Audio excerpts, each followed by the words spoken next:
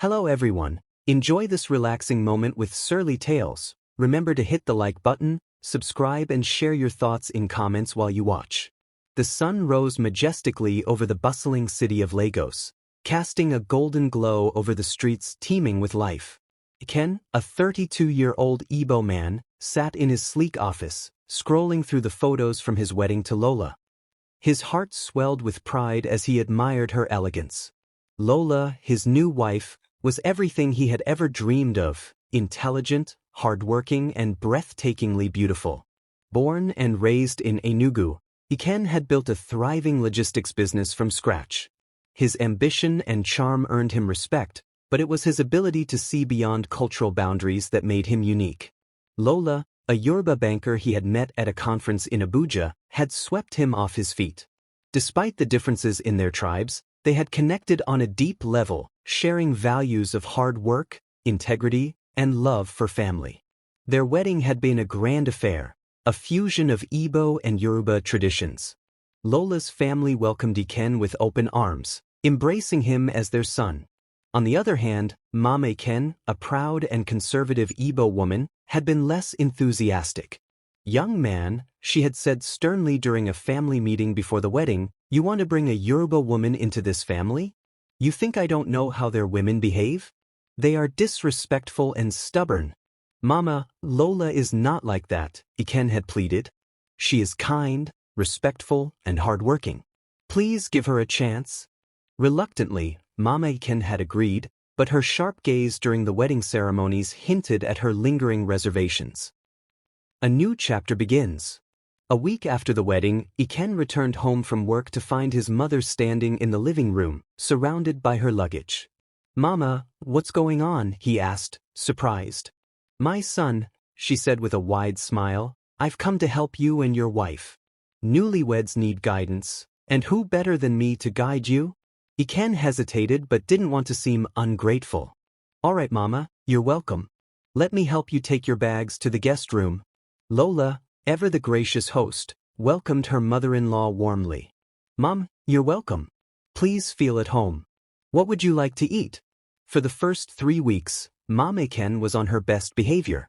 She praised Lola's cooking, joined her in household chores, and even gifted her a beautiful Igbo wrapper. "This girl is trying," she told Ekenne one evening. "She has a good heart." Ekenne beamed with pride, thinking his mother had finally accepted Lola. But beneath her smiles, Mama Ekenne harbored resentment. She was determined to assert her dominance in her son's household. The storm brews. One evening, as Ekenne sat in his study, he heard raised voices from the kitchen. He rushed in to find his mother and Lola arguing. "Mama, what's the problem?" he asked, concerned. "Ekenne, can you believe this girl shouted at me?" Mama Ekenne exclaimed, her voice trembling. "I was only trying to correct her, and she insulted me." "That's not true," Lola protested, her eyes welling up with tears. "Mama, I wasn't shouting. I was just explaining." "Enough," Ekenne interrupted. "Lola, you should know better than to raise your voice at my mother." Lola stared at him in disbelief. "But I didn't. I said enough," Ekenne snapped. Over the next few days, the tension in the house grew unbearable. Mama Ekenne continued to accuse Lola of disrespect, crying to her son about how she felt unwelcome. Ekenne, unable to see through his mother's manipulations, sided with her every time. One night, after another heated argument, Lola packed her belongings. "I can't do this anymore," she said, tears streaming down her face. "I love you, but I won't stay where I'm not respected." Ekenne watched in silence as she walked out of their home, her dignity intact. A mother's triumph. As the door closed behind Lola, Mama Ekenne let out a satisfied sigh. She placed a comforting hand on her son's shoulder. "Don't worry, my son," she said. "The right woman will come. A good Igbo woman who understands our ways." But for the first time, Ekenne didn't feel reassured. He stared at the empty doorway, his heart heavy with regret. The weeks after Lola's departure were a haze of regret and confusion for Ekenne. His once vibrant home felt cold and empty, and his heart ached every time he thought of Lola. He buried himself in work, trying to forget the pain of his failed marriage. Meanwhile, Mama Ekenne, proud of her victory, began talking about finding him a proper Igbo wife. But Ekenne wasn't ready for that conversation. One Friday evening, weary from a long week, Ekenne decided to treat himself to dinner at a luxurious restaurant in Victoria Island. As he sat by the window, enjoying a plate of jollof rice and grilled fish, his eyes fell on a woman who had just walked in. She was stunning, with caramel-toned skin, a graceful figure, and an air of confidence that turned heads as she passed. She took a seat at a nearby table, and as fate would have it, their eyes met. She smiled politely, and Ekenne, gathering his courage, walked over. "Good evening," he said, his deep voice calm but filled with charm. "I couldn't help but notice you're sitting alone. May I join you?" She looked up, her eyes sparkling with amusement. "Sure," she said. "I'm Adaah." A new beginning. Adaah was a fashion designer with her own thriving business. She had a warmth about her that instantly put Ekenne at ease. They talked for hours, discovering shared interests in travel, entrepreneurship, and African art. Over the next few days, their connection deepened. Adaah was attentive, understanding, and full of life, the perfect antidote to Ekenne's loneliness. She made him laugh again, and for the first time in weeks, he felt a glimmer of hope. When he introduced Adaah to his mother 2 weeks later, Mama Ekenne's reaction was unexpectedly positive. "This one looks responsible," she said, her eyes appraising Adaah from head to toe. "And she's Igbo. That's a good sign." Adaah, eager to make a good impression, went out of her way to bond with Mama Ekenne. They cooked together, gossiped about Nollywood movies, and even attended church together on Sundays. Ekenne, watching from the sidelines, felt relieved. Within a week, he proposed to Adaah, and she accepted with tears of joy. Their wedding was a smaller, more intimate affair than his first, but it was filled with love and laughter. For a while, it seemed like everything was falling into place. Trouble brewing again. The honeymoon phase didn't last long. Just a week into their marriage, Mama Ekenne began showing signs of discontent. She started complaining about Adaah in subtle ways, planting seeds of doubt in Ekenne's mind. "One day, she refused to help me clean the kitchen," Mama Ekenne said with a dramatic sigh. "I didn't say anything because I didn't want to cause trouble, but it hurt me." "Mama, are you sure it wasn't a misunderstanding?" Ekenne asked, though he could feel his mother's words tugging at him. "Misunderstanding?" Mama Ekenne's voice rose. "I know what I saw. But it's fine. I'm used to being treated this way." Ekenne, desperate to maintain peace, confronted Adaah. "Why didn't you help Mama in the kitchen?" he asked. Adaah, shocked, replied, "What are you talking about? I was at work all day." The accusations continued. Mama Ekenne would cry dramatically, claiming Adaah was rude or disrespectful. The once peaceful home became a battlefield, with Ekenne caught in the crossfire. "Ekenne, I can't keep doing this," Adaah said one evening after another argument. "I married you, not your mother. But every time she accuses me of something, you believe her without even hearing me out." "I'm trying to keep the peace," he argued. "No," Adaah replied firmly. "You're letting her control our marriage." Adaah walks away. The breaking point came 2 weeks later when Mama Ekenne accused Adaah of calling her a liar. "I've had enough," Adaah said, her voice trembling with anger and hurt. "I love you, Ekenne, but I refuse to be disrespected and blamed for things I didn't do." Before he could stop her, she packed her bags and left. Once again, Ekenne stood in the doorway, watching his wife walk away.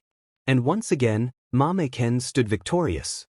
"You'll see, my son," she said, placing a hand on his shoulder. "This is for the best." But this time, her words offered no comfort. A familiar pattern. In the days that followed, Ekenne struggled to focus. His business began to suffer, and his once bright demeanor dimmed. He couldn't shake the feeling that something was wrong, not just with his marriages, but with himself. Meanwhile, Mama Ekenne returned to her village, confident that she had done the right thing. She was proud of her ability to protect her son from unsuitable wives. But fate, as always, had other plans.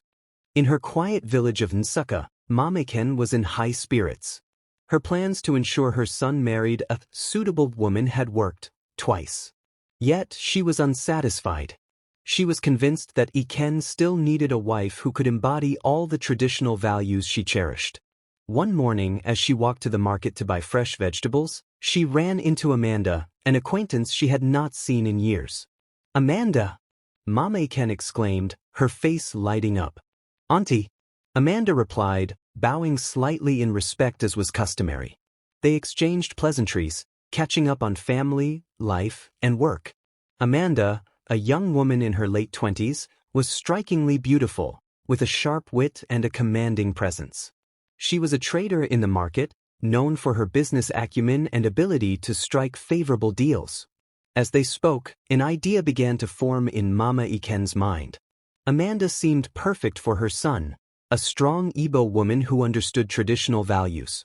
She decided to bring up the subject. "Amanda," Mama Ekenne began, lowering her voice, "are you married?" Amanda chuckled and shook her head. "Not yet, Auntie. The right man hasn't come along." Mama Ekenne's face broke into a wide smile. "What if I told you I know the perfect man for you? My son, Ekenne, is a successful businessman in Lagos. Handsome, hardworking, and kind-hearted. You would make a wonderful pair." Amanda's interest was piqued. She knew of Ekenne's success and reputation, and the idea of marrying into a wealthy family was appealing. "I trust your judgment, Auntie," Amanda said, smiling slyly. "If you think we'd be a good match, I'm willing to meet him." The introduction. A week later, Mama Ekenne returned to Lagos with Amanda in tow. She prepared the house meticulously, ensuring everything was spotless and welcoming.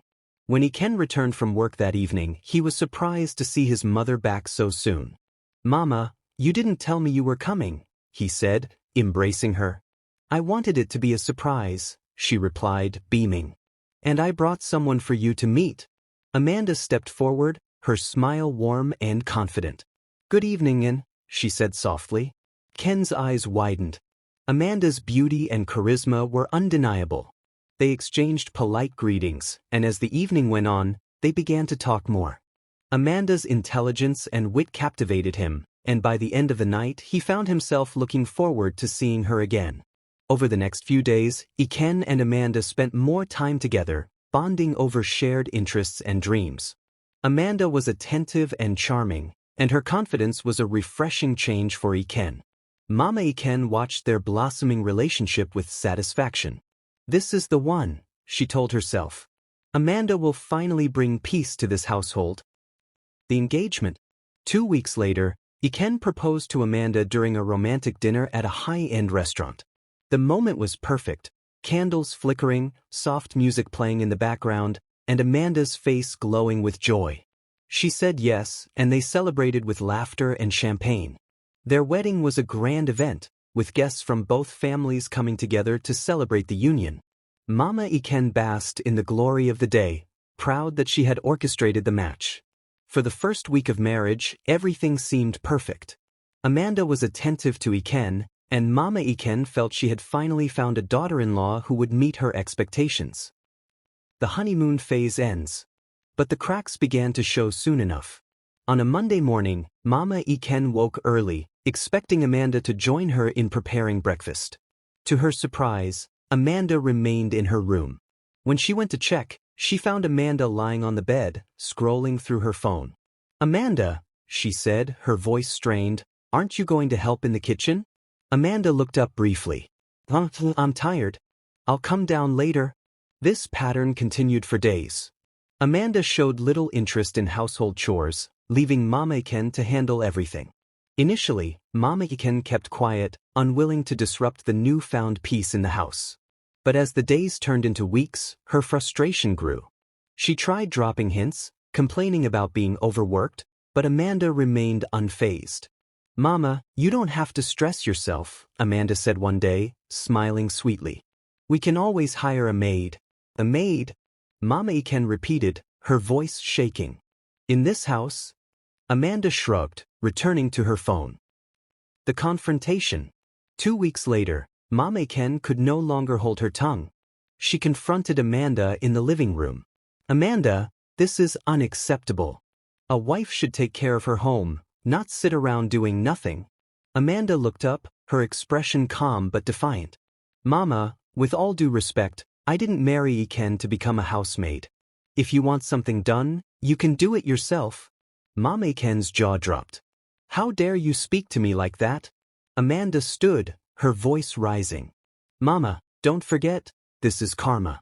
You drove Lola and Adaah away with your behavior, and now you're reaping what you sowed.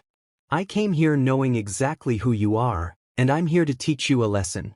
Mama Ekenne was speechless. Her chest tightened with regret as Amanda's words sank in. A mother's retreat. Over the next few days, Mama Ekenne became withdrawn. She cried silently in her room, too ashamed to let Ekenne see her pain. Amanda's words had pierced her deeply, forcing her to confront the consequences of her actions. One morning, without warning, she packed her belongings and left for her village. She didn't tell Ekenne why, only saying she needed some time alone.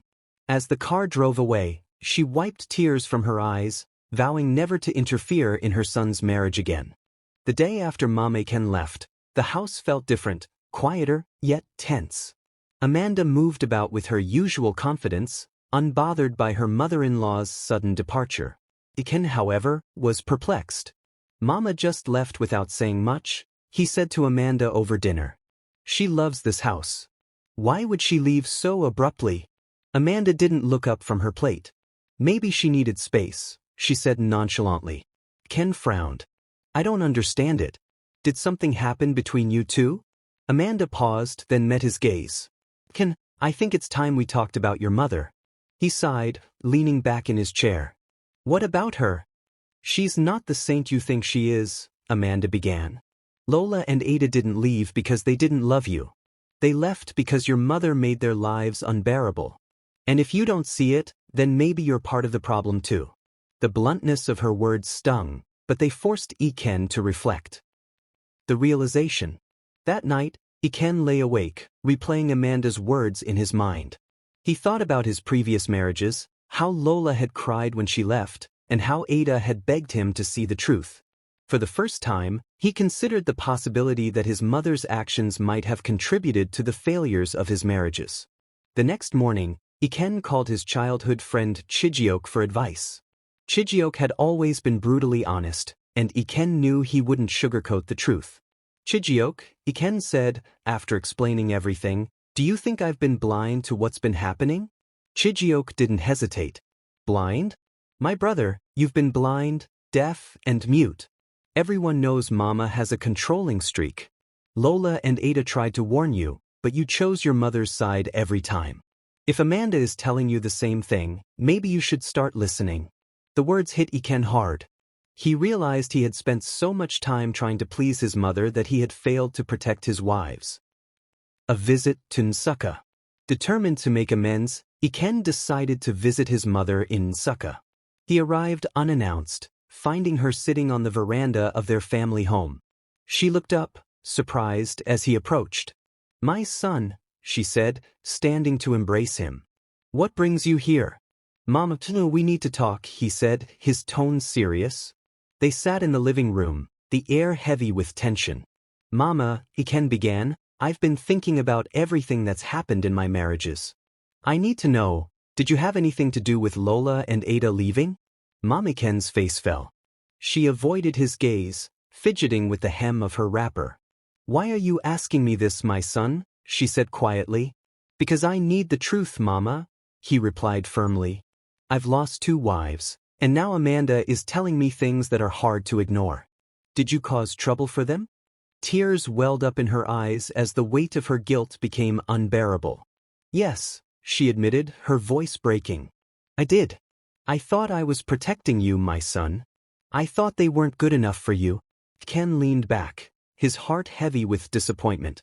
Mama, do you realize what you've done? You broke 2 marriages and nearly destroyed my life. And for what? Your pride? I'm sorry, she whispered, tears streaming down her face. I didn't mean to hurt you. A lesson in humility. Over the next few days, Ekenne stayed in Nsukka, talking to his mother about the importance of boundaries and respect in his marriage. He explained how her actions had not only hurt his wives but also damaged his own happiness. Mama, he said one evening, I love you, but I can't allow you to interfere in my marriage anymore. Amanda and I need to build our life together without outside influence. I hope you can respect that. Mama Ekenne nodded, her face solemn. I understand, my son. I will do better. Turning point. When Ekenne returned to Lagos, he was determined to rebuild his marriage with Amanda. He apologized to her for not standing up for her sooner and promised to be a better husband. I see now how much you've had to endure, he said, holding her hands. I'm sorry for everything. Can we start over? Amanda smiled, her eyes softening. I've been waiting for you to realize this, Ken. Of course, we can start over. The days that followed were filled with honest conversations and small acts of kindness that rekindled their love.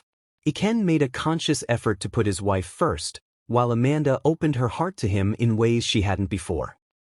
Mama's redemption. Back in Nsukka, Mama Ekenne began to reflect deeply on her actions.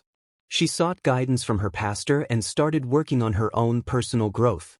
She called Amanda one afternoon to apologize. Amanda, she said, her voice trembling, I want to ask for your forgiveness. I see now that I was wrong. You are a good wife to my son, and I hope we can start afresh. Amanda, surprised but moved, accepted the apology. Thank you, Mama. Let's move forward together. A new dawn. With time, the family began to heal. Mama Ekenne visited occasionally, but she kept her distance, respecting the boundaries Ekenne and Amanda had set. For the first time in years, peace reigned in Ekenne's household. He and Amanda thrived as a couple, their love stronger than ever. Mama Ekenne, though humbled, found joy in seeing her son happy. Months passed, and for the first time in years, Ekenne's life felt balanced. His marriage to Amanda flourished as they worked together to build a relationship based on mutual respect, trust, and love. Amanda proved herself to be not only a loving partner but also a pillar of support in Ekenne's personal and professional life. But despite the newfound peace, Ekenne knew there was one more step he needed to take to fully heal his family. He needed to reconcile with the ghosts of his past, Lola and Adaah. A letter to Lola. One Sunday afternoon, Ekenne sat in his study with a pen and paper. He decided to write a letter to Lola, expressing his regret for how he had treated her. Dear Lola, I hope this letter finds you well. I've spent countless days and nights reflecting on everything that happened between us, and I want to start by saying that I am deeply sorry. You were an incredible wife, and I failed to protect you when you needed me most. I let my mother's actions overshadow my love for you, and for that, I will always carry the burden of regret. I've since learned the importance of standing up for my wife and setting boundaries, but I know that realization came too late for us. I just want you to know that your strength and love were not in vain. You taught me lessons I'll carry for the rest of my life. Wishing you happiness and peace always. After sealing the letter, he mailed it to her last known address. Though he didn't expect a response, the act of writing it lifted a weight off his shoulders. Meeting Adaah. Ekenne's next step was to reach out to Adaah. Through mutual friends, he learned that she had opened a thriving boutique in Lekki. One afternoon, he decided to visit her shop. When he walked in, Adaah looked up from the counter, her eyes widening in surprise. She said, her voice cautious. Hi, Adaah, he replied, his voice calm. I hope I'm not disturbing you. She gestured for him to sit, her expression guarded. What brings you here? I came to apologize, he said earnestly. I know I failed you as a husband, and I let my mother interfere in ways she shouldn't have. You didn't deserve that. Adaah studied him for a moment, then sighed. It took you long enough, she said, a small smile playing on her lips. They spent the next hour talking, sharing memories, regrets, and even laughter. By the end of their conversation, Adaah had forgiven him, and they parted on good terms. Mama Ekenne's transformation. Back in Nsukka, Mama Ekenne had undergone a transformation of her own. Her time away from Ekenne's home gave her the space to reflect on her controlling tendencies. She joined a women's group in her village, where she learned about humility, respect, and the importance of supporting younger generations without overstepping boundaries.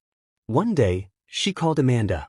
Amanda, she said, her voice steady, I've been praying for guidance, and I want to thank you for teaching me a lesson I didn't even know I needed. You've been patient and strong, and I'm proud to have you as my daughter-in-law." Amanda, moved by the sincerity in her mother-in-law's voice, replied, "Thank you, Mama. I appreciate your words, and I hope we can continue to grow as a family." The new beginning. Months later, the family gathered at Ekenne and Amanda's home for a special dinner. It was the first time in years that peace and harmony filled the air. Mama Ekenne arrived with a smile, her demeanor warm and accommodating. She helped Amanda in the kitchen, not out of obligation but out of genuine care. Amanda, in turn, treated her with respect, and the two women worked side by side as equals. During dinner, Ekenne stood to make a toast. "To new beginnings," he said, raising his glass. "To love, forgiveness, and the lessons that make us stronger. I'm grateful for my wife, Amanda, who has shown me the true meaning of partnership, and for my mother, who has grown in ways I never thought possible. Here's to the future." The room erupted in applause, laughter, and clinking glasses. For the first time, it felt like the wounds of the past had truly begun to heal. Love prevails. As the months turned into years, Ekenne and Amanda continued to grow together. Their marriage faced challenges as all marriages do, but they navigated them with grace and unity. Mama Ekenne became a more present and loving grandmother when their first child arrived, a boy they named Chijioke after Ekenne's wise friend. Though the journey had been long and painful, it led to a place of understanding and love. And in the end, it wasn't just Ekenne and Amanda who triumphed, it was the entire family. The past could not be undone, but the future was theirs to shape, and they chose to fill it with forgiveness, growth, and joy. The end. If you enjoyed this story, we invite you to give it a like and subscribe to our channel. Your support motivates us to keep bringing heartwarming stories almost every day. We are very grateful for your support. See you soon.